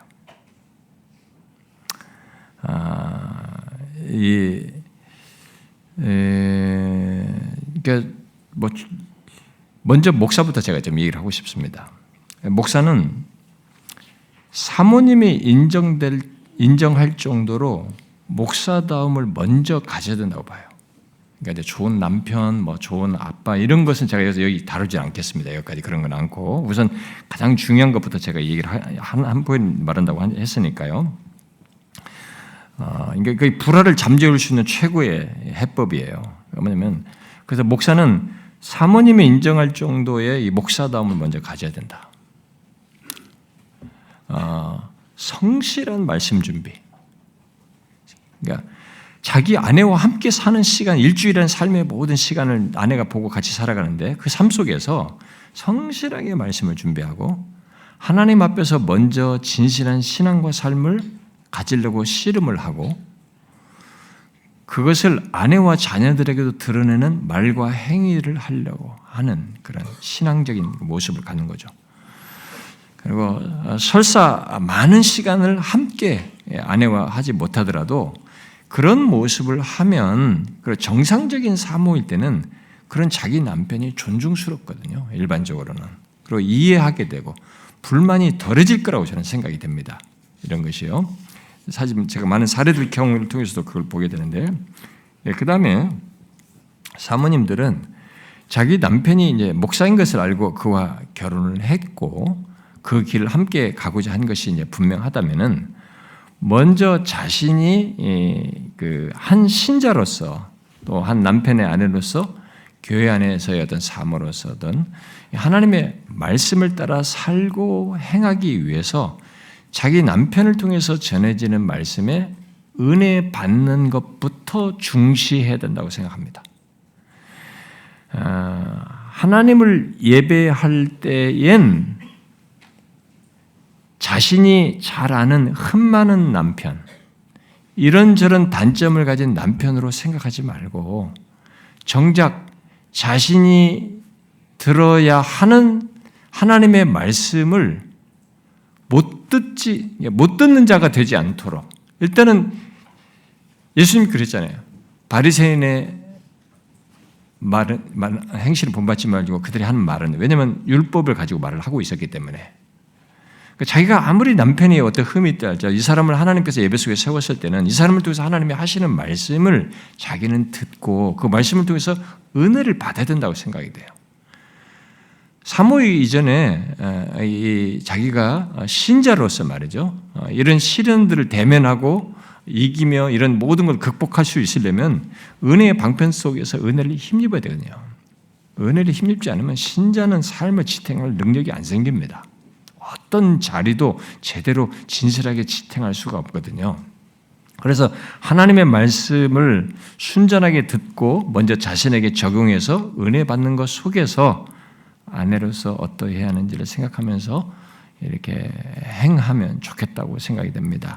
남편과 교회를 향한 자신의 모든 말과 행동, 요구 등은 그런 조건 속에서 하는 자가 되면 좋겠어요. 만일 하나님의 말씀을 듣고 은혜 받는 사모라면 자신이 가진 불만의 상당 부분을 이게 은혜를 받게 되면 소화하게 돼요. 사실은요, 소화를 하고 극복할 것이라고 저는 믿습니다.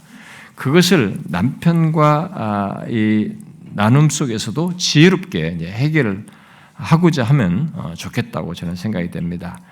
그리고 목회자들은 할 수 있는 한, 허락되는 한 교회 안에서 여기도 저기도 서지 못하는 사모들이잖아요. 그 사모님들이 참 어디 가서도 이게 안 되거든요. 남편만 바라보고 있단 말이에요. 그러니까 여기 은혜 못 받으면 다른 걸 선택할 수 있는 사람도 아니에요. 여기서 승패를 다 봐야 된단 말이에요. 그러니까 남편 한 사람 바라보고 있는 거거든요. 그런 것 속에서 많은 문제를 삭히면서 살아가고 있는 사모란 말이에요. 그렇기 때문에 이 사모들과 어느 정도 그래도 공감하는 시간, 함께하는 시간, 돕는 시간을 그래도 허락되는 한 하려고 노력은 해야 된다고 봐요, 목회자들이. 여기 한 가지를 더 덧붙이면은 우리 목사 부부들은 우리들의 감정을 최대한 잘 관리하는 것이 우리 서로에도 좋고 우리가 목회하는 모든 성도들, 교회에도 굉장히 좋다고, 영향을 미치기 때문에 굉장히 좋다고 봅니다. 목사와 부부가 다툴 수 있어요. 언쟁할 수도 있습니다. 그런데 죄의식에 빠질 정도로 이렇게 서로의 마음을 상하게 하고 어려운 상태에 떨어지지 않도록 대단히 조심할 필요가 있다고 봅니다. 서로가. 이것은 스펄전이 말한 것처럼 가정에서부터 가진 이 설교자의 감정, 내면 상태는 결국 교회로 나타나거든요. 설교에 나타나요. 영향을 미치거든요. 저도 이 아내와의 이런 어떤 게 뭐가 언쟁이 있거나 그래서 좀 불편한 이런 것이 있고 나면은 설교하러 올 때 되게 이게 이제 확 식어 있거든요. 냉랭해 있거든요. 그러면 이 앞에 강대상 올라오기 전에 앞에서 앉아서 기도하는 시간이 되게 초급합니다. 이런 상태로는 안 될 것 같으니까 항상 하나님께 고백을 하거든요. 이런 상태인데 은혜를 달라고 구하거든요. 그러니까 그런 것이 있을 때는 꼭 그런 영향을 미친단 말이에요. 그래서 목사 부부는 자신들 사이의 문제가 하나님의 말씀 증거와 이 정서에까지 서로 영향을 주어서 교회까지 영향을 미친다는 걸 생각을 하고 서로가 좀 조심을 하면서 서로 노력할 필요가 있다라는 생각이 듭니다.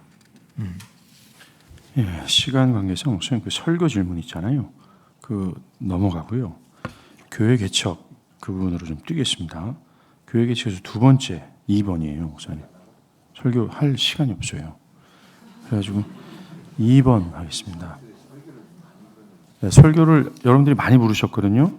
아마 컨퍼런스 다음 주제가 이것과 좀 연결이 돼가지고 내년에 오시면 더 자세히 들을 수 있지 않을까 하는 생각이 듭니다. 어떻게 할까요? 목사님? 할까요? 이건 물어도 그러면 설교 1번 말씀을 충실히 준비하지만 현장에서 은혜로움이 나타나지 않는 현실이 낙담이 될 때가 많습니다. 내가 목사로 부름을 받았는지 내 의지로 그냥 해서 이런지 아니면 기도와 결핍인지 고민이 가득합니다. 어떻게 될까요? 우리가 기타를 안 하면 좋을 것 같아요. 기타가 좀 많잖아요. 기타가 많으니까 거기까지 전까지만 가고 앞부분은 하고 넘어갑시다. 자, 일단은 우리 대부분 사역자들이기 때문에 이 질문이 저는 필요하다고 봐요. 왜 은혜로움이 나타나지 않는 현실을 볼까를 생각을 하셔야 된다고 생각합니다. 앞에 말한 것도 좀 연관이 되기도 하는데 지금 이 질문은 어느 한 주일, 어느 한 번의 말씀 증거가 아니라고 봐요. 현실로 여길 정도로 그런 상황이 계속되고 있다는 걸 시사하고 있어요. 그렇다면은 왜 그런지 깊이 생각해 봐야 된다고 생각합니다. 저는 분명히 부르심을 받은 자이고 자신이 복음과 진리가 확신 있게 전하고 있다고 하면 그럴 리가 없다고 저는 봐요. 일단은요. 우리가 그렇게 하는데 현장에 은혜로움이 없다면 하나님께서 우리를 속이는 것이라고 저는 보거든요.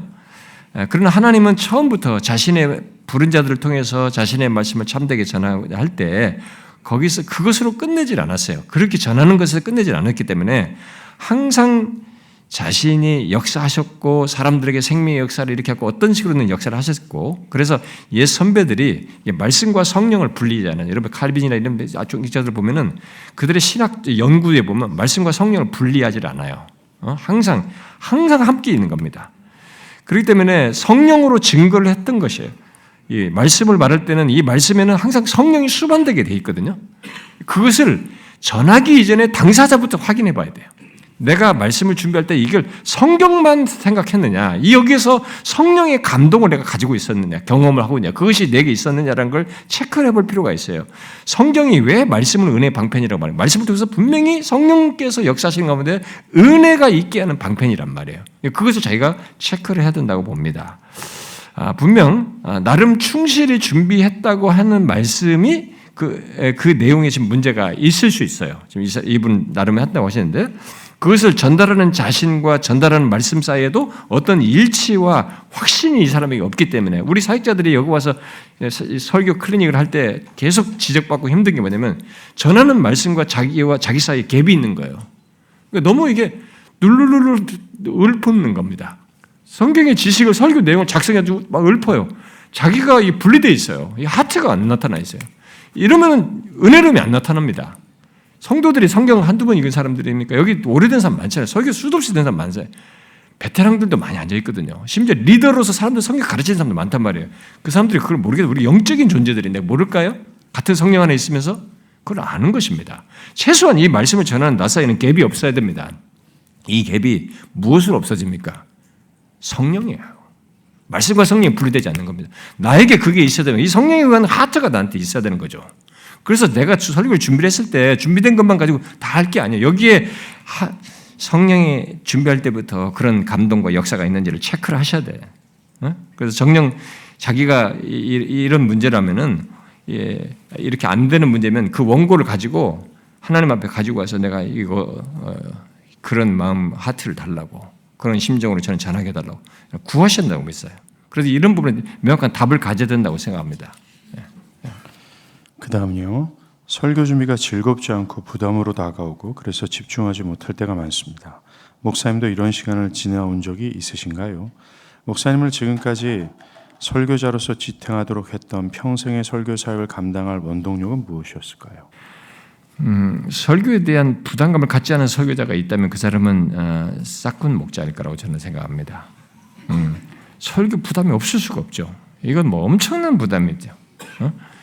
진실한 목사라면 누구나 이 설교의 부담을 갖게 되고 때론 그 부담이 너무 커서 힘들 때가 있고 그런 부담 속에서 어떤 때는 잘 이게 준비가 안 되고 방향을 못 잡고 막 이런 참 질문자가 말한 그런 힘든 것을 집중이 안 되는 경험을 할 수도 있다고 있습니다. 그런데 저는 설교 부담 속에서 갖는 그런 경험을 저도 사실은 거의 하는 것 같거든요. 제가 항상 이번 주도 설교 준비가 될까라는 생각을 하면서 살거든요. 안 될 수도 있다는 생각을 하기도 하는데 그런 부담이 항상 있어요. 그런데 질문자께서 저에게 지금까지 이제 설교자로서의 지탱하도록 했던 또 평생의 설교 사역을 감당했던 원동력은 무엇이냐 물었는데 저는 하나님께서 저를 이게 사역자로 설교자로 부르신 것에 대한 확신 속에서 두 가지가 설교 사역에서 충실하고자 했던 동기와 동력이었다고 생각이 됩니다. 그리고 그것은 부인할 수 없이 제가 그냥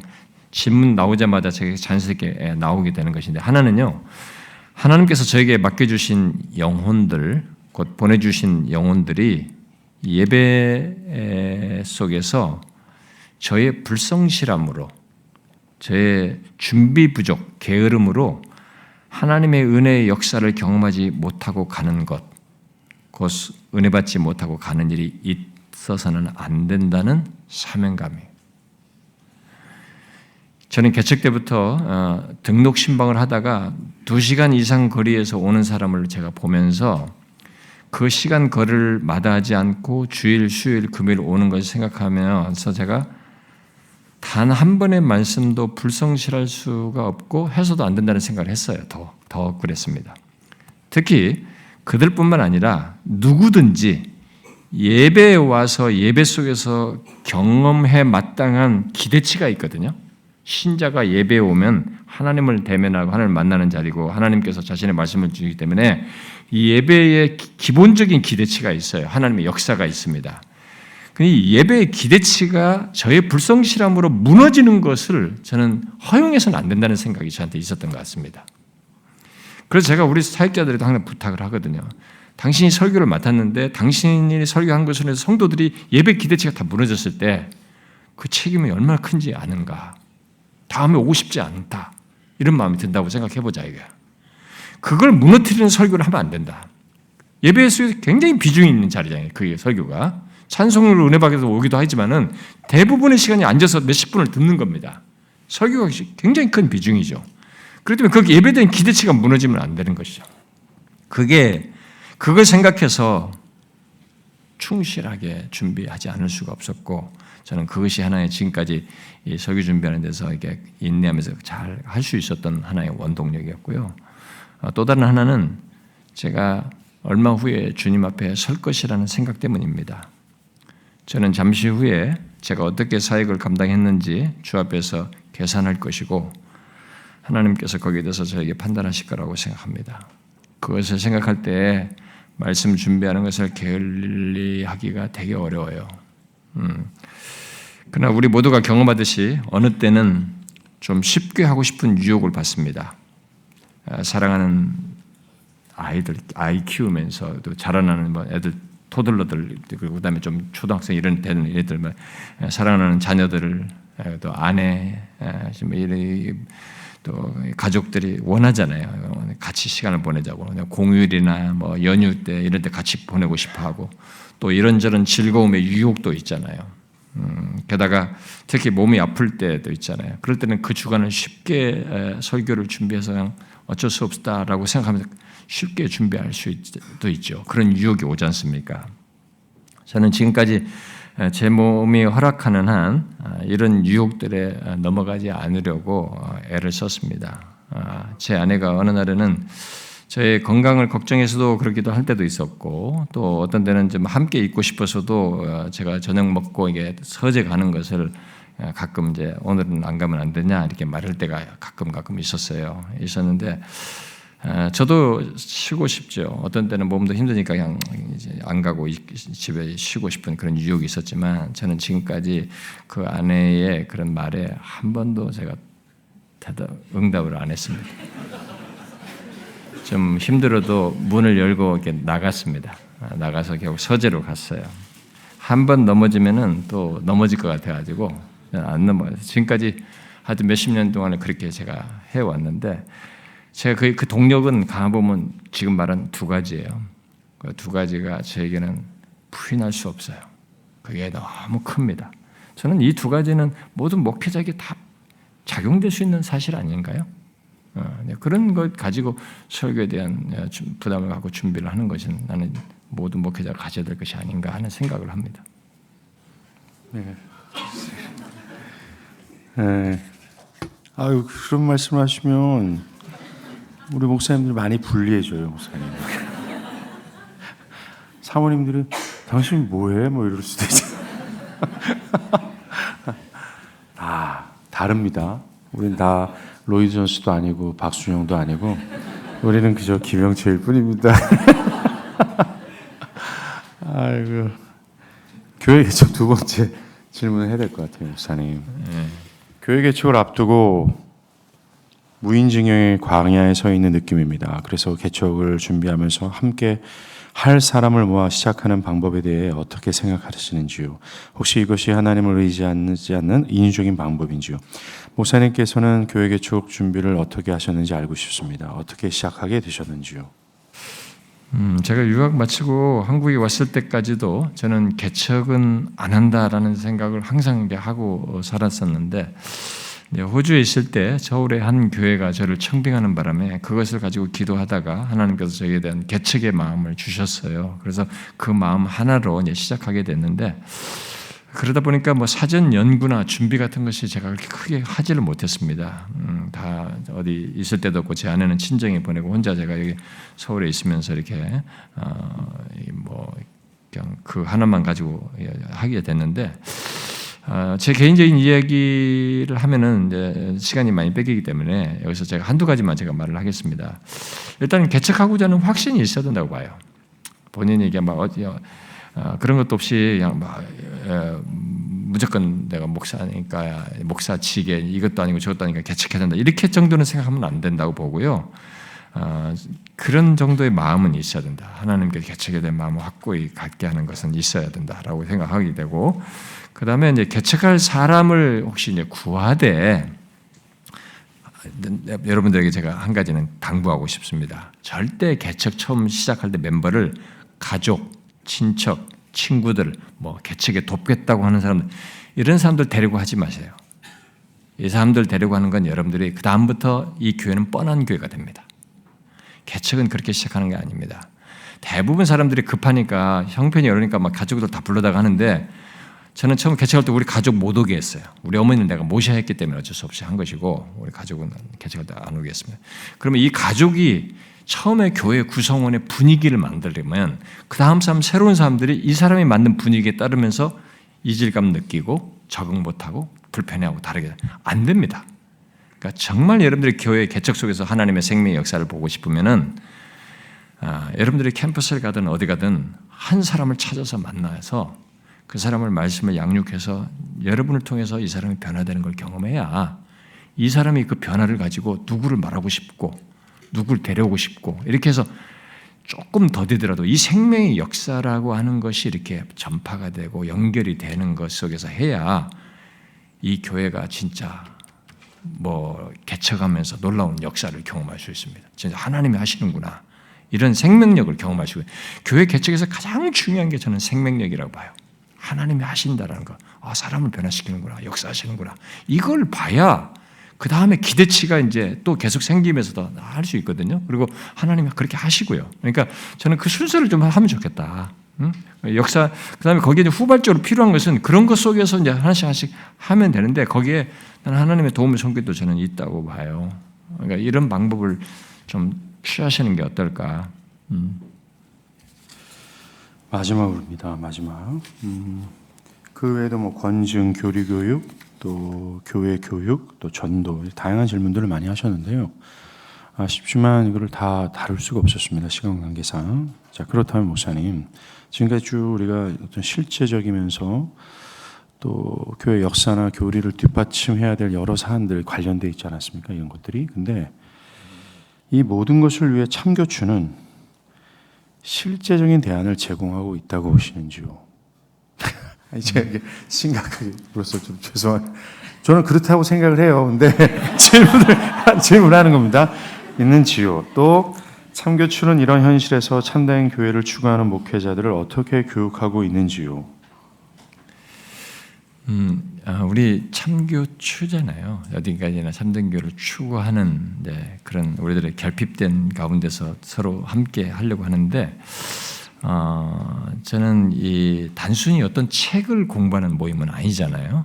우리들이 목회를 하면서 각자가 목회를 하면서도 내가 잘하는지 이게 결핍감도 있고 방향도 어떻게 될지 모르겠고 이렇게 하다 보면 힘든 것이 있단 말이에요. 이런 것을 우리가 함께 연대하면서 방향성을 잡고 서로 세우고 돕고 같이 또 공부도 하고 동기부여도 하고 이런 어떤 영적인 연대감 속에서 그래도 바른 것을 해보자, 성경에 충실한 목회를 해보자고 하는 씨름을 하는 것 속에서 우리가 지금 보내고 있는데, 그런 가운데서 뭐 책을 좋은 믿음의 선배, 계획주의 선배들 책도 통해서도 방향도 받게 되고, 또 우리가 같이 이런 발제라든가 세미나 같은 걸 통해서 그런 주제들을 같이 다루면서 우리가 일단은 신학적인 공감, 또 그다음에 영적인 유대감, 어떤 공감 이런 것들은 우리 참교추 목사님들이 그래도 갖고 있지 않나라는 저는 생각이 들고요.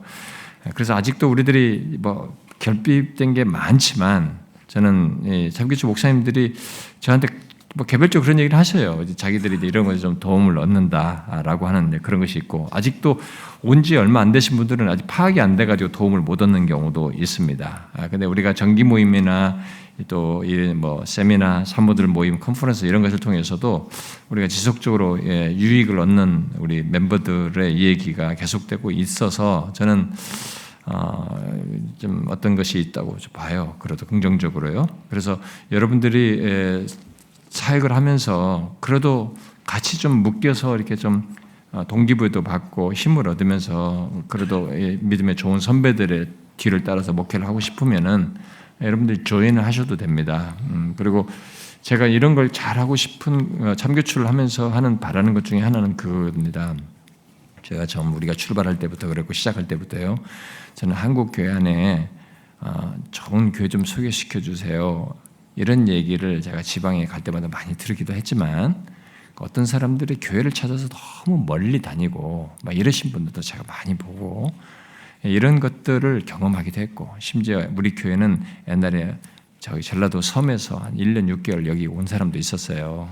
그런 부부도 있었거든요. 근데 그렇기 때문에 이게 한국 교회 안에 진짜 성경이 충실한 참된 교회가 더 세워지고, 그런 목회자들에 의한 목회, 복음을 잘 순전하게 전하는 교회가 많이 세워지면 좋겠다. 근데 그런 것을 우리 참교추 여기 모임에서 동기부여를 각 교회 사역자들에게 동기부여해서 그런 사역을 하도록 하는 것도 있겠지만, 사실 그것이 그걸로 뭐 충분하지 않을 수도 있어서 그래도 뭔가 보고 배워야 될 것 같아가지고 우리 교회에서 사역자를 이게 목회를 배우러 오는 사람들이 하도 많다 보니까 이게 지원 사역자 제도라고 해가지고 이게 사역자들을 그냥 목회를 배우기만 한 거예요. 파트 사례를 주면서 그냥 목회만 배우도록 우리한테 기회를 주었습니다. 근데 그게 막 계속 늘어났어요. 외부에서 한 사람 감당하겠다, 우리 교회에서 어떤 성도가 한 사람 감당, 이렇게 해가지고 9명까지 늘어났어요. 각 부서 담당자 사역자 빼고. 근데 지금은 좀 줄였습니다만은, 이 사람들을 이렇게 섬기면서 하는데 한 2, 3년 여기서 있다 가게 하거든요. 자기들이 보고 배워서 하게 하는 거예요. 저는 뭐 그렇게 해서 진짜 하겠다는 사람이 있으면, 좋은 사람이 있으면 얼마든지 저는 그런 사람들이 자리를 제공하고 싶어요. 그리고 저는 성경에 충실한 교회를 세운다고 한다면, 그 사람이 그렇게 해서 교회를 개척한다 그러면, 그게 확인만 된다 그러면 저는 우리 교회가 2년 3년 도와주거든요. 처음에 교회 개척할 때 기꺼이 돕고 싶습니다. 여러분들 중에도 만일 그런 성경에 충실한 교회 개척을 하겠다라고 하는 것이 선명하다면은 우리에게 어플라이를 하시면 됩니다. 우리가 다 검사해서 우리가 기꺼이 그런 교회가 세우도록 2, 3년씩 도와주니까요. 그렇게 해서 참여하시면 좋겠다고 보고요. 또 그 정도만 하고 저기 컨퍼런스 주제 얘기합니까? 제가 질문 드리기 전에 이번에 컨퍼런스 끝나면, 오후 발제가 끝나면 참교추 정기 모임과 또 참교추 가입에 대해서 관심이 있으신 분들은요, 이 앞자리로 모여주시면 감사하겠습니다. 회원들 자격은 저 정도 수준은 다 됩니다. 저는 뭐 진짜 평생 읽지 않을 이런 두꺼운 책들을 이 모임이 아니면 안 읽을 목사거든요. 그리고 아주 이게 읽게 되고, 뭐 한 10년째 거의 안 빠지고 모임만 참석했던 것 같아요. 근데 저는 많은 수혜를 입었던 것 같습니다. 마음이 도움이 되니까 끝나고 남아 보세요. 그리고 설명 한번 들어보시기 바랍니다. 마지막으로 내년 주제예요, 목사님. 예, 우리 아마 이 앞에 모이면은요, 저하고 좀 이 얘기를 하는 시간을 갖고 싶다고 이게 신청하신 분들이 그러셔가지고 저와 잠깐 이 얘기하는 시간을 가지려고 합니다. 아마 우리 사측으로 안내할지 어디로 안내할지 모르겠는데 일단 여기로 남으시면 저와 잠깐 참교추에 가입하는 문제로 같이 나누면 좋겠고요. 내년에 이제 뭘 할 것이냐 이 파이브 솔라 이후에 이게 질문들을 많이 하셨어요. 그런데 많은 분들이 그동안 설교에 대해서 해달라고 계속 요청을 하셔서 사실 설교에 대해서 말할 그런 주제가 안 되지만은 일단 같이 고민하는 입장에서 설교에 대해서 얘기를 하되 제가 생각하기에는 성경에 충실한 목회와 설교라는 이런 논지로 이렇게 접근을 해서 하면 어떨까? 우리 참교추 회원들이 결정을 하는 것에 따라서 제가 이제 사실은 주제 결정을 따라서 발표를 하는데 그런 차원에서 우리가 계속 몇 년 하면 어떨까 싶어요. 예. 네, 알겠습니다. 예, 감사합니다. 박수로 감사하죠.